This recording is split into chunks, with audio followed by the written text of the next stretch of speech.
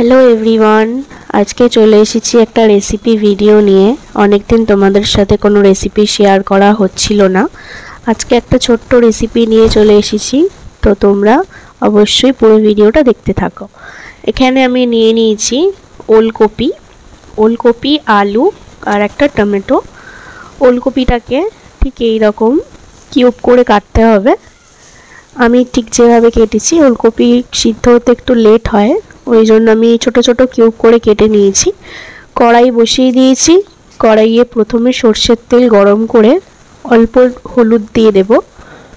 তেলটা ভালো মতো গরম হয়ে আসলে আমি এখানে চিংড়ি মাছটা ভালো করে ভেজে নেব। তোমাদের রেসিপিটার নামটাই তো বলা হলো না। আজকে আমি রান্না করব ওলকপি দিয়ে আলু দিয়ে চিংড়ি মাছ দিয়ে তরকারি। তো তোমরা নিশ্চয়ই এই রান্নাটা অনেকেই খেয়েছো। আমি এই প্রথমবার বাড়িতে বানাচ্ছি আর প্রথমবারই খাবো। তো চিংড়ি মাছটা ভাজা হয়ে গেছে। কড়াইতে আরও বেশ খানিকটা তেল দিয়ে আমি পেঁয়াজ কুচি আর গোটা গরম মশলা দিয়ে ভালো করে ভেজে নেব। এখানে আমি আদা রসুন পেস্ট করে রেখেছি, এই পেস্টটা আমি লাস্টে দেব। এখন আমি ওলকপি আর আলুটাকে পেঁয়াজটার সাথে ভালো করে ভেজে নেব। ভালো করে ভাজা হয়ে গেলে আমি এখানে আদা রসুন পেস্টটা দিয়ে ভালো করে কষিয়ে নেব, যাতে আদা রসুনের কাঁচা গন্ধটা নাকে না আসে। আমি এখানে একটা মশলা রেডি করব।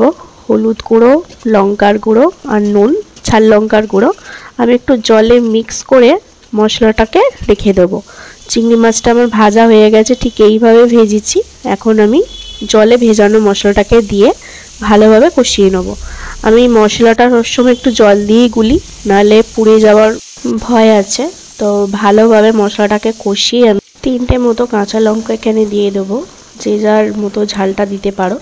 আমাদের বাড়িতে মোটামুটি কম ঝাল খাওয়া হয়, এই জন্য আমি সামান্য গুঁড়ো লঙ্কা দিয়ে 3টে কাঁচা লঙ্কা দিলাম। তারপর এখানে ভেজে রাখা চিংড়ি মাছগুলো দিয়ে ভালো করে কষিয়ে নেব। আর পাশে একটু গরম জলে বসিয়েছিলাম। তরকারিতে যদি একটু গরম জল দাও না, তরকারিতে কিন্তু টেস্টটা দারুণ হয়। আমি এখানে গরম জল বসিয়ে দিয়েছিলাম দেবো বলে।